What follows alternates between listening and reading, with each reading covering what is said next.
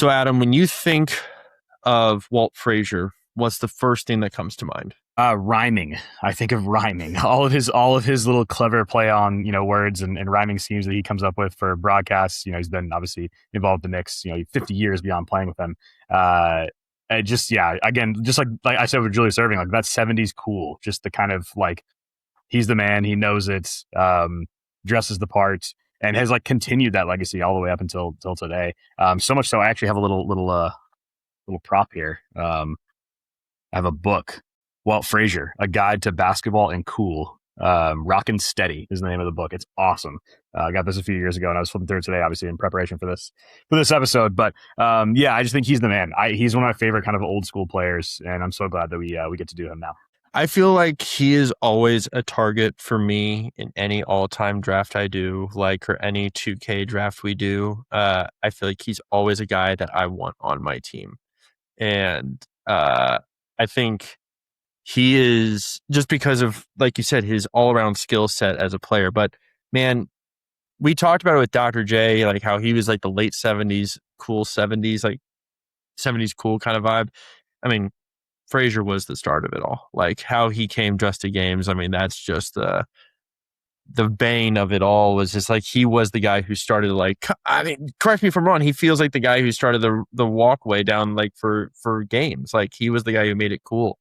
And Yeah, now and making it that be like a statement almost, like I'm right. arriving for business for a game. This is he just was like everything was always different. He tried not to repeat outfits and just totally fascinating character and one that's like so synonymous with New York, right? Yeah. Yeah, and that's the other thing too, is like we did Patrick Ewing a few episodes ago, and we're like, okay, he's not the greatest Nick ever. This is. And that's Yeah. the other thing too. This is Mr. Nick right here. This is the guy who has been with the team since the 60s as a player and has now been announcer for them for how many ever years, and it's been or color commentator for them for how many ever years, and he has just been a part of this franchise. And whenever you think Knicks, you think Walt Frazier. And so it feels very synonymous with the franchise itself is to think of this guy. So, man, it hurts because he's a Knick, but man, do I love him. It's so much fun going back, and we've watched a few of his games, whether it be for this, for Anatomy of a Franchise, and it is so much fun watching him on the basketball court because of what he can do on both sides of the ball. He's spectacular. He is, and I think that's one thing that really jumps out in like all the games you watch is you see all the defensive teams that he made. That's one thing to kind of read that on Basketball Reference, but to actually watch it in action, which we've been able to do for this project, but also ones we've done in the past. I mean, the guy's just a monster defensively. His hands are everywhere. He gets so many deflections and tip-aways and plays, passing lanes really well. He just rips guys at half court. The amount of like pick sixes he has in like big games is just like unprecedented. I mean, he's just, a phenomenal defensive player, kind of the best of his era, best defensive guard of his era, and then can do all the scoring. And he's such a perfect kind of 70s Nick where it's like he didn't care about being kind of the main guy. He could easily do it, but he also could just let Willis do it. He could let, Bill Bradley go off if he was, having a game. He could let Dave DeBusschere, have his night. There are games where he has 20 plus assists. There's games where he has 40 points. It's like he just can kind of do whatever you need. It's like kind of just a perfect kind of captain of a ship. I just like, I can't say enough about how good of a player he is. And I really think he's kind of slept on. It's like he played in this kind of era. I know he played for the Knicks, and some people kind of view that as like, that can overrate you sometimes. I actually think it's almost working the opposite with him. It's like, oh yeah, those 70s Knicks teams, people just keep going on and on about it. It's like, yeah, no, like they actually were that good, and he was that good. And he just kind of has slipped through the cracks a little bit of history, I think. I completely agree. And I think, we'll talk about one of the games, and we did it for Anatomy of a Franchise. You think back to that 1970 final, you think of Willis Reed walking down the walkway and him coming back into the game. But no one, I mean, there are those who, like us, remember Frazier's great performance, which we'll get into a little bit here in that game 7, and it's spectacular. But we always talk about Reed just coming out the tunnel more than anything. That's like the clip I remember from the old like NBA Finals pregame, like the things they would do. And he is in this like he cracks our top 50. He cracks our top 40 right now. He's in the amethyst tier with guys like Jason Kidd and Steve Nash, who and the other Clyde and Clyde Drexler. So it's just like he's with a great collection of, man, these are phenomenal 1Bs, if not in moments great 1As on your team. And I think these are guys who can be great creators for others. And I think these are the one of the best examples. Those like Kidd and Nash and Drexler all understood the secret and like being the okay with, hey, I don't need to be the guy tonight. You go be the guy tonight. And Yeah. especially in this 70 game that we kind of, or the 69 game that we watch, Dick Barnett has a crazy good game. And we're watching him just like feed others while Frazier's also having a phenomenal game himself. Yeah, yeah, and again, yeah, he's just this just totally malleable player. You know, I feel like he could fit with any type of star. Like we had the question, obviously, we'll get to in a little bit of like, what other top 50 player would you match him with? And it's like this is one of the first guys where like all 50 are eligible. Like I could literally pick from any because he's a pretty big guard too. He actually could play as a two, really, because he could guard twos. You know, and kind of be the main ball there. So you could pair him with like a smaller guard and it'd be okay. Or you could pair him with any sort of kind of big or wing or anything like that. So. Yeah, that question is gonna be fun to get to. But I just really like. I'm so impressed every time I watch him play. I just come away more and more impressed. You and me both, my friend. So we already went through his tier, what he's in. I think that's everything before we get to the games here. Because so Adam, why don't you just for every one of these guys, we do 5 games that define this player's career. That we've deemed that. It also helps whenever they have the game for us to watch. And in Frazier's case, there was not one full game that we could watch that we haven't already watched for a player. And so we'll get into it a little bit when we get to the games. But Adam, why don't you tell us the 5 games that we chose for Walt Frazier? Yeah, so obviously the more modern guys, it's going to be very easy to find, games to watch in full. These older ones that played in the 60s, 70s, and obviously we have a couple guys that, dipped their toe in the 50s at some point in this list, and those are going to be very difficult to find any sort of footage of, much less a full game. So the first one on Walt Frazier's list is 1969 Eastern Division Finals Game 1, Boston Celtics at New York Knicks. That is the first one that we'll be doing. Close to full, I will say, here in a second. 1970 Game 7, Finals Game 7, Los Angeles Lakers at New York Knicks. This is probably his best ever game. It is one that we've done on the podcast previously. So if you want to go back and listen to it, the 1970 Finals Game 7 we did for the Knicks, Anatomy of a Franchise. It's, not just one of the best Game 7 of the Finals, it's one of the best Game 7 performances of any series in the history of the NBA. 36 points, 19 assists, 5 steals to seal the Knicks' first ever title in the Garden. Knicks, Lakers, star power everywhere. It's just like this iconic early game in the league's history, and he is by far the best player in the game, and just kind of puts his stamp on. I love Jalen Brunson's an awesome player, and what he did to my San Antonio Spurs in these finals were awesome. But I thought people were very quick to just kind of like vault that as like, oh, that's the best Knicks performance ever. I would say this was 1970 Game 7 from Walt Frazier. Plus, like his second best. His teammate went out of the game. He shouldn't have even been playing. He hits 2 jumpers and then barely plays. And yet he still is able to do this. So yeah, just an amazing performance. Do you have anything to say on that 1970 game? I know we did it previously. I think we talked about earlier, it's just his two-way ability. And it's not like West has a bad game. It's just that Frazier has an even better game. We have West higher in our rankings than Frazier, don't get me wrong, but I think it is the two-way. It's the two-way nature that Frazier puts to this game. And I think that's the other thing real quick. His peak is just so much shorter than these other guys that are like in his same era. Like West has such a longer like stretch of like dominance. Like Russell has a longer stretch. Chamberlain.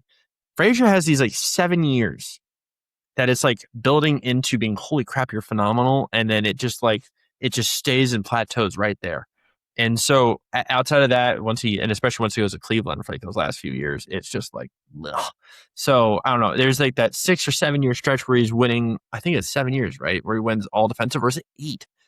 It's 7 years when he wins all it's 8 years in a row. Holy crap. 7-time. Yeah. 7-time all defensive.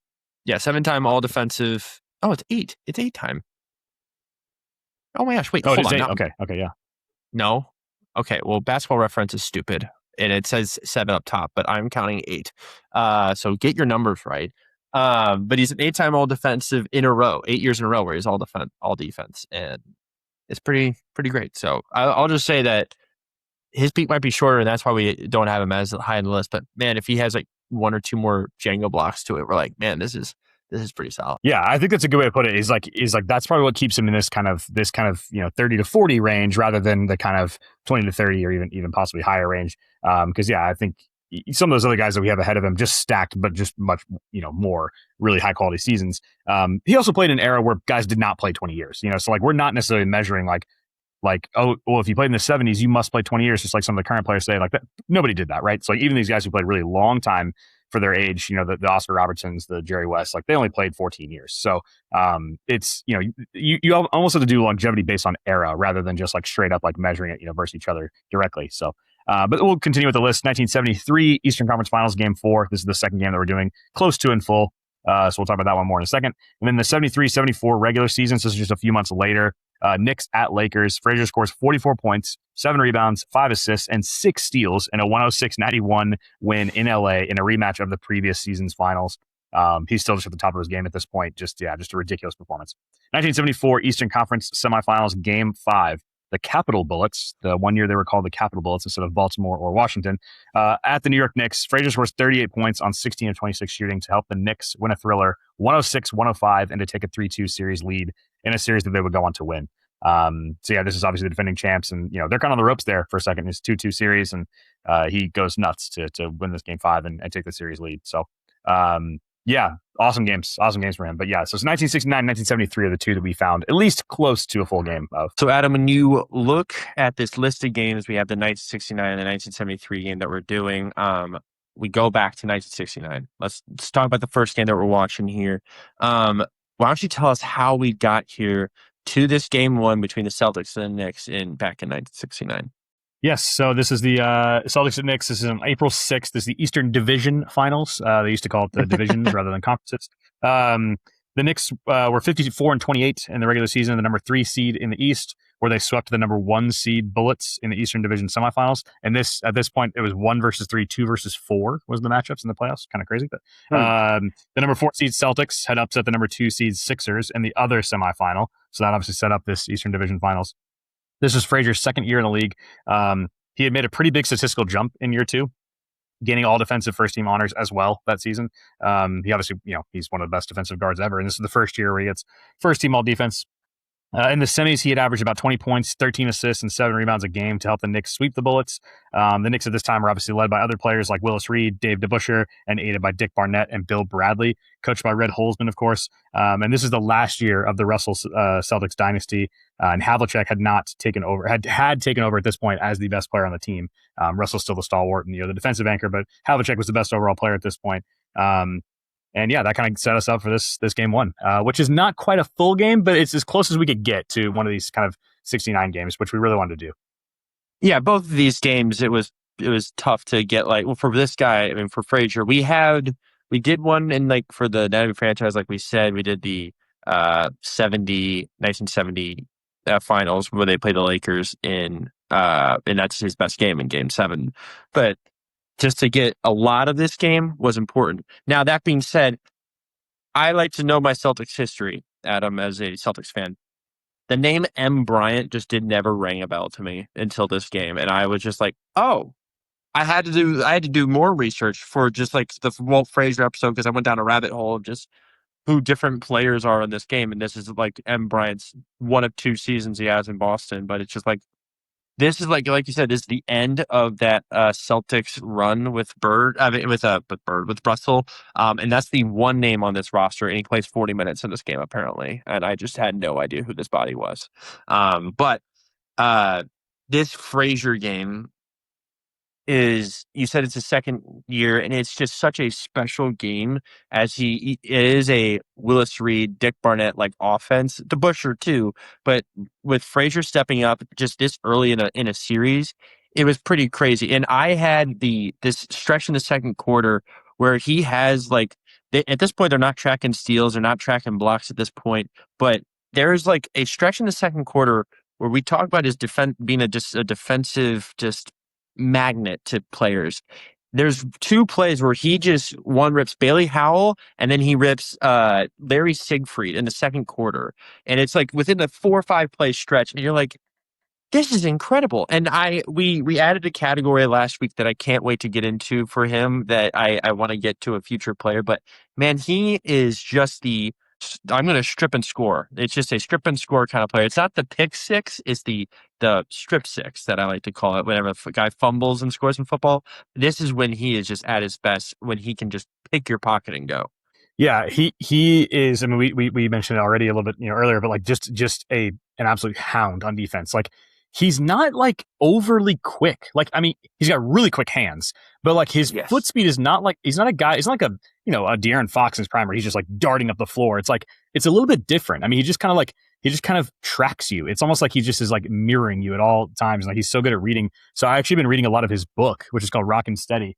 It is right over there. And it's so fascinating because he talks about like how he dates women and how he like it's like every aspect of his life, how he ties his shoes, the way he got the treatment that he did to his hair so that he would stop losing his hair, like every little facet of his life. He's like a detail oriented, like focused dude. And he talked about on defense how like he waits for like like where the ball is bounced, like that's when he goes for steals, and how defense is not about like always just being the most disruptive player, but just like keeping your guy in front and things like that. Like just he has this very and he praises players that like are not necessarily the flashiest, but have like the best, like the most like effective ball handling moves and things like that. He loves Oscar Robertson and Jerry West, and he's like there are flashy players in the league, but they're not as good as these two guys. Like he really is kind of this like focused, no nonsense guy, but like also has this side to him that wants to dress like really interestingly. And but yeah, I think that stretch sums him up brilliantly. I had another one in the third quarter where he goes tough jumper, steal, crossover, fast break layup.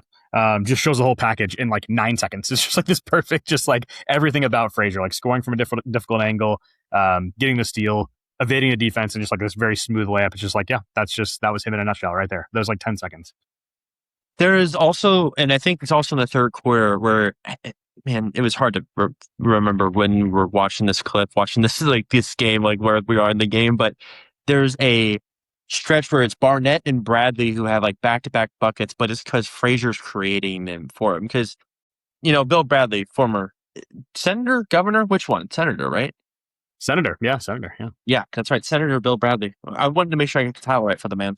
But he's not the most depth ball handler, but man, Frazier just is another one of those guards that we've talked about already so far in this pod, that he created shots for others just by just penetrating. And Bradley got like a lot of those kind of shots. And in this game, he only has 10 points, but it's because of a lot of Frazier movement. And I think that was one of the things too, is just like he is, I think I said this earlier. He is a B plus, A minus at just about everything. He is not deficient in any area, and that's why we have him where we have him in our list. But it is his ability to do a lot of things very, very well, and that's just showcased throughout this at such an early part of his career. Yeah, he talks about playmaking in his book too, and how he was like, playmaking is not driving into three people and just like tossing it up and hoping, your teammate comes up with it. He said it's coming off the pick and roll, knowing you have two decisions and making the right one every time. It's like, he really is this very like methodical thinker. And you kind of see that, in his game. And just like, yeah, just kind of keeps making the right play just over and over and over and over and over. And it stacks itself into this great game. I mean, he scores 34 points in this game, 15, 31 shooting, 8 assists, 7 rebounds. Like you said, they didn't reliably track steals and blocks this time. But I mean, he would have had, just in the minutes that we watched, which was probably 3/4 of his minutes in the game. I mean, he had 5 steals that I counted. So, I mean, he may have even had more. So, yeah, just like totally complete performance from him.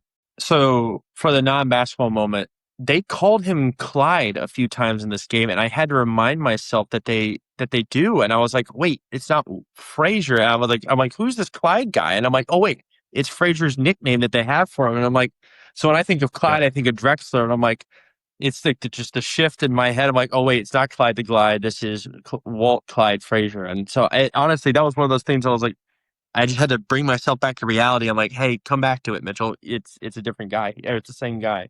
And I'm like, oh, that's right. Yeah, I'm going to reference the book again. So because he talks about how he got that nickname, and he said when he was younger, earlier in his career, he started to wear these hats, and he was like, some of my teammates and players on other teams would make fun of me for wearing these hats, and it was one of those first moments where I realized, like, okay, I could either like just like accept it and be like, no, this is like what I want. He's like, I don't like small brimmed hats. I like wide brimmed hats. I was like, I think they look better on my head. So this is stuff he thinks about all the time. So he was like, this is what I want to do. And he's like, I don't really care if people like it or don't. He's like, he always says, he's like, you should be your own man. You should be your own man. That's like a thing he repeats in the book quite a few times. And I mean, I think again, it's like a perfect, like that describes him perfectly. It's like, he is just his own guy. And so he'd wear these hats, and people had seen the Bonnie and Clyde movie, and Clyde wears the wide brim hats and stuff like that. So people started calling him Clyde, just like the movie Bonnie and Clyde. So yeah, it became Walt Clyde Frazier. And he obviously, his shoes later, his Puma deal, he had the Puma Clydes, and those were like very popular. One of the first kind of player sponsored shoes in the NBA. That's right. Oh my gosh, that's crazy. What did you have as a non-basketball moment from this game? So I actually had just like, I'm just so thankful that we get these like grainy film 1969 games. Like it's so cool that we actually have like YouTube. Is underrated. Like I use it every day. Like it's like one of those things. Like there's so many negative parts of like kind of technology and like social media, but YouTube has like genuinely enriched my life. It also has been a huge time suck at times, but like I have learned so much by having things like this just placed on YouTube. Like it's just so nice. And I actually appreciate the NBA does not just like immediately strip this stuff down. Like they let it breathe, and like the MLB is notorious for like, man, if it's not like official MLB, like you're not paying us, like we're taking it off. I think that's actually a disservice. They've actually eased up on that a little bit, but the NBA is pretty good about like, hey, if you're not making tons of money off of it, like, this is spreading the game. So, people like us that have a platform to talk about it, like I think benefit from that. So I'm just thankful that we get games like this. Like this is just so cool to like go back in time, for an evening and watch a game from 1969. Completely agree. It's a blast every time we do it. And yeah, while the Knicks lose this series, this is just the start of what they become in the early 70s, because the Celtics go on to win the finals, and what would be the final time Russell gets to hold to win the title. So, very, very, very awesome, very good NBA Finals stretch, and we will be watching one of those NBA Finals games. I feel like we will have to for Russell, or will we be able to? I mean, we did do it. We did do it for Anatomy, but I think there's actually another one on there. I think there's actually multiple 69 Finals games on YouTube. Okay, we'll have to find one. Okay, let's get out of the 60s and move to the 70s, though. Let's move to 1973. And guess what? It's another Boston Celtics game, but with one player as the consistent. Well, actually, no, two, because Don Nelson's back in the mix. But it's two guys still from that Celtics team, and Nelson and Havlicek. And guess what? Havlicek isn't even playing because he's hurt. So it's one of those things. So it's actually just Don Nelson. But Adam, why don't you tell us how we got to this 1973 Celtics Knicks game? Yeah, so this is Frazier's sixth NBA season and one of his best. All defense first team and all NBA second team. The Knicks came into these playoffs 57-25. They beat the Bullets in the first round or the Eastern Conference semifinals. While the Celtics were the number one seed, 68-14, the franchise's best record in history. The Boston Celtics, one of the best franchises, if not the best franchise in the history of the league. This is their best single season record. They had beat the Hawks in 6 to set up this Eastern Conference Finals. At this time, teams alternated home games throughout the series, so just like one, just back and forth, 1-1-1-1. The first two games were blowouts in favor of the home team before the Knicks won a tight one in Game 3, setting up this Game 4 in the Garden. Like you said, John Havlicek is out. That is a huge part of why the Celtics would ultimately, spoiler alert, lose the series and fall to a team that won 11 less games in the regular season. But yeah, this is another pretty fun one. Another one that's not quite the full broadcast, but it's kind of spliced in with interviews with Earl Monroe, which I thought was really fun. Yeah, that's true. And again, a key player, especially on this 73 team, and in Earl the Pearl. Or no, he's not there yet. Or wait, no, he is there. Why am I he's losing there. my mind? Yeah, he's there. Yeah. Everyone chill. I'm not losing my mind yet. But anyways, let's get into this game. And Adam, what was your sequence that stood out to you from this 73 game that defines Walt Frazier? This, because of the way this game was shot, it was kind of hard to find like a moment. Correct. He just have one stretch of like he got to the line a couple times, hits a jumper, like where he scored. He has like a little burst of like kind of 6 points at once, and or like another kind of pick six, like you said. Like he does have a couple of those, but because of kind of how this game was like broadcast to us, it's a little bit tricky to be like, oh, that's the obvious one. Did you have one? And honestly, I felt the same way. It was early on in the recording. That there was like a few, like there was a jumper and then a a good like drive to the basket layup against Cowens, and you're like, oh, okay, tough finisher at the rim. But yeah, like you said, it's the fact that one, it's a double overtime game, so there's a lot going on throughout this entire game that we're trying to like piece together throughout it all. That being said, uh, it just also shows his ability to like make an impact in every single moment. I think that was what I was going to try to get at is like, hey, I'm going to do like little spurts here and there. It's not like, it's not, and I can do it on both sides of the ball. It's not going to be just a consistent, oh, I'm going to drop 20, 20, 20, 20 like points. It's going to be like, hey, I'm going to pick my Yeah. moments throughout this game. And I think that's what he was best at is like, hey, I'm going to try to feed and I'm going to try to work in some guys. But tonight, it's also just like, where can I pick my moments and be the best for this moment? So I think that's what he was good at throughout this game. Um, what about non-basketball moment? Because again, I think a lot of it is that Earl Monroe interview that we get just throughout it all. But like that's what was cool to me is just getting some of the parcels that came out of that. Yeah, and one really cool thing they do, which was my non-basketball moment, we named after Marv Albert. We actually get segments of a Marv Albert radio call that they put Right. like with the audio or the visuals of the game itself. I thought that was so cool because obviously a radio call is different. It's like there's more talking, right? He kind of is like filling the air more and kind of describing every little detail. And he's got even more of an accent back then. Like he talked about, I know Marv Albert has talked about. He tried to kind of drop some of the accent as he became a national guy and not as much of the New York accent, but he still got it at this point because he is the Knicks radio broadcaster. I thought Yeah, that was really cool that we actually got like a radio call from Marv. that is a great call, honestly, because I totally forgot about that clip. So thank you, friend. Um, Or how about and yeah, the guy that showed in the crowd dancing Harry a couple times, yeah, that's a good one too. just dancing um, Harry. Okay, cool. good lord. So The '70s, man. Knicks, I know, man, it's a different time. Knicks go on to win this game, and Adam, it is a hold on, they win this year. They win 73. Yep, yep. Going to win the title. And right, and then it's great because the Celtics team goes on to win the next year. And then so it's just like back, it's two of the teams that are going to go on to win the finals for the next 2 years. But you talk about it, it's that Havlicek injury that kind of gives them that opportunity to be like, just to kind of like make a run for it here, and then they go on to beat the Lakers once again. So, um, super super fun team. Um, anything else from the 73 game before we move on to the other categories? No, I mean, did we give his numbers? I mean, he finished the game 37 points, 9 boards, 4 assists. He played all but 1 minute of a double overtime Yeah, game. Stellar defense as always. That's the thing. This game goes to double overtime. It's obviously pretty crazy. The Knicks dominated that second overtime. How about the Phil Jackson stretch? I thought he was great I in that know. overtime section. Yeah, he was great. And honestly, what a very low Jay Lucas minute game. You're like, oh, this is a guy who they brought in to be like an important role on this, be an important guy on this Knicks team, and you get 15 minutes of him. That's it. Yeah. Yeah, yeah. The rotations were a bit odd at different points in this game, especially because we don't have the full picture. It's not the entire broadcast. So there's a couple things you're like, did something happen? Like, do we just not know like why this guy isn't playing down the stretch? But did somebody foul out maybe? But yeah, I mean, this is the thing. He was also like, you talked about the consistency. He just like is constantly making plays. It felt like he never got tired, Frazier. Like he just was Yeah, constantly like his game never dipped. Like it just was kind of this just constant the entire night. Every time we watch him play, it feels like that's what he brings to the table. I completely agree. Well, then let's get to the jerseys because you got your Frazier jersey that's behind you. What would be the Frazier jersey that you would buy if you could? I mean, look, they didn't have the most unique designs. It's just like the very classic New York road jersey, and I do like the old kind of Knicks home jersey they wore sometimes early in his career. But so I guess I go with the home jersey since I have the blue jersey there. But I cherish that one. That was a random find. I don't even remember. I actually think I got it in New York, but on one of my trips there. But he is one of my favorite like old school players. Like I love Walt Frazier. I think he's underrated. Like I said, I read his book. Like it's awesome. There's so many like unique little nuggets in there.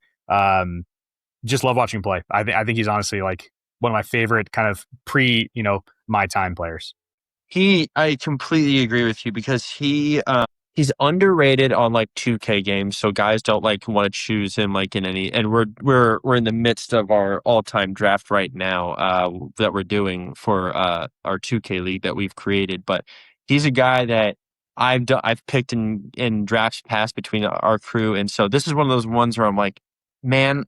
I love this guy but he's so underrated in the game. So it's like, what do we do with him? And I think that's what sucks is that like he gets underrated in these video games and then he becomes underrated by NBA fans. And he's in our top 50. And like we said early on, he is like in that tier of just in that final tier of, or sorry, the amethyst tier, the 35 to 40 range. And so he's not in the back end of I mean, he's in the back end of the top 50, but he's not in that final grouping. And I think where we have him, it kind of fits perfectly, but I totally agree. He is one of my favorite non-Celtic, like pre 1975, 1980 guys. I'm like, okay, I love this guy. He's super fun. Um, what top 50 player would you pair with Walt Frazier? Yeah, I wanted some size to kind of pair with Yeah. him, a guy you can kind of run pick and roll with, a fellow really good defensive player, a downhill force, just a guy who can just attack the rim relentlessly. And I went with Giannis actually as my Oh, guy to pair with. So I think that'd be kind of a fun combo. I think they play off each other well. Both have like an ego, but like but are team guys and like know how to, like play for the team. And both guys who have had in closeout title games, like their best game of their career was like in the closeout game of a title winning season. I think that's kind of cool. man, that's a great call. And they play with pace if they can, and they're very much like good on both ends of the floor. I mean, Giannis is a defensive player of the year, and so I mean, just like being able to uh, work on both ends and if be good on both ends, I think that's a great call. Shoot, I'm now mad at myself for not thinking of that because I I originally thought of let's go with a big man who can be your main scorer if you need him to be, but you can count on Frazier to be your clutch guy. And I went with Karl Malone. And I thought Mm. Karl Malone would be the great, like, offensive partner to work with Frazier, but be, hey, first three quarters, go to Karl. And like Frazier, just get your points in wherever. But come fourth quarter, you know you can count on Frazier to go get you a clutch bucket, or just be to perform when you need him most. And that's when you could see the Malone falters a little bit. So just having Frazier as that backup option, I feel like is a great secondary go. Yeah, another very good pick and roll tandem. Yeah. Um, Category we added last week. Who? I'm trying to find the right wording for this one. So I gotta type this out before we do our next one. But what player from the what players like after Walt Frazier go into like his family tree? So like play the same way or fit the mold of a Walt Frazier, whether it Yeah, be in any or like time we're period. clearly Just influenced by. I think is maybe a way correct. to word it. Yeah. That's a great way to put it. Real quickly, I'm going to say this because this category was created after I thought about, after we were thinking about this episode, and we did it last week or the last episode for Bird. Um, my guy was Drew Holiday. And I think Mm, Frazier and good Drew one. Holiday, I mean, I think Drew Holiday is known for being a defensive stalwart, but man, those Pelicans years and then the late Sixers years, you can see his offensive game. And he is such a creative, he helps with the creativity and just playmaking for both of those teams. Um, I think Frazier at his best can be on or off ball. He's a combo guard, and I think that's the same thing with Holiday. I think they're both at their best when they're Yep. a combo guard and just working whether it be on or off ball. So I went with Drew Holiday was one of the guys I had. Who did you have, Adam? Yeah, there's a few. There's some kind of older. So Alvin Robertson was a guy kind of in the '80s that Yeah, I thought about. But yeah, defensive hound, a little bit. Robertson's bigger than Frazier is. Man, Drew's a good one. Gary Payton, I think, kind of falls in that very same category. Just that's like an one I had as absolute, well. yeah, absolute pest on defense that can also really score. But maybe isn't like your primary scorer all the time, but like can definitely do it and do it efficiently. So this is the first two that came to mind. I was trying to think of like a current player, and there isn't someone that like just totally fits the mold. Drew's probably the best one. That's a go. I didn't think about him. Frazier's obviously a better scorer than Drew. So yeah, it Correct. just kind of shows like there's actually not a ton of guys in today's game that kind of have the equal scoring and defensive side at the point guard position. That's just a pretty rare combo. So yeah, it's a little harder to find a current player that like matches him perfectly. There's like shades of a couple different guys. Your Derek Whites, your Drew Holidays, but yeah, nobody in that same exact mold. So I would probably say Gary Payton's the best like kind of like 90s version. Similar size, and ability. So yeah, that'd probably be my answer. Gary Payton. Does Wade fit this at all in your mind? He does a little bit. Yeah, he does a little bit. Yeah, obviously more of a because I do think Frazier did thought pass first, and Wade did not in his Right. prime. So, but could do it. Could do it. Obviously, he could play make, but And yeah, both that'd be great that'd be defenders. maybe the key difference. But both great defense players. Yeah, so no, they are similar. So, They're very similar size okay. too. Frazier's like a little bit shorter. Correct. That's a good point. Okay. Well, that was the only one I had. And then Adam, I mean, we talked about earlier on this pod, but I'll say this: Frazier's still involved with the Knicks, has been ever since he retired, basically. And he's color Incredible. commentator, and he is Mr. Nick. And I think that's why I still have him at that number one spot because of just his continuous involvement. I mean, as number one Nick of all time, it's just because maybe we just synonymously put him, just as associate him with the Knicks forever. And so I think that's the thing is like he's just been associated with this Knicks franchise, and I just have it in my head. I'm like, yeah, he's the best Nick. But maybe that's just my bias kicking in a little bit. But it's incredible. No, I think he's the best Nick of all time too. I mean, yeah, he's been essentially involved with the Knicks for almost 60 years now. Like that's amazing. Yeah. I mean, he's still calling games. It's he obviously is famous for his rhyming, his dishing and swishing, and all of that, styling and profiling. Like he just has like such a way with words. He's such a smooth guy. Kind of an ultimate 70s like NBA character. Just can't say enough about him. Completely agree. Anything else that you would say about Frazier before we wrap this one up? Yeah, no, I would encourage people to at least try to like find highlights. Like particularly that game 7 against the Lakers in 1970 is just a crazy performance. I mean, all time great game 7 performance, not just of the finals, but of any series history. Yeah, he's just a guy I think just kind of slips under the radar, just kind of right in that little dead zone of kind of 70s, like wasn't the most popular era of the league's history, and yeah, it should have been more popular. Right? The biggest city in the country, their team was really good and they were winning titles. But he just kind of barely misses that kind of super popular boom of like the kind of early 80s. So yeah, I would encourage people to research him. You and me both, my friend. I think there's that, and then there's the 30 for 30 that you can go back and watch that early 70s Knicks team, and there's clearly a bunch of books that you can read too about this guy, but man, he is a blast to just go back and rewatch. So and Adam, you know who we have next, and we start a run here of guests that we have coming on. And who is our next top 50 guy that we're doing here? It is Scottie Pippen. Bulls legend, Scottie Pippen. It's going to be a good one. And we're going to have your brother Austin join us for that one. So it'll be fun, my man. Well, listen, thanks everyone for listening to this episode. We are almost through 10 episodes of these birds. We just wrapped up number 9 of our 9th player for this. So seriously, thanks everyone for listening. Thanks for all the support. And yeah, go follow us on all our socials. We are putting out at least one clip for each of these players. So thanks everyone for listening. This has been the Anatomy of a Superstar for Walt Frazier.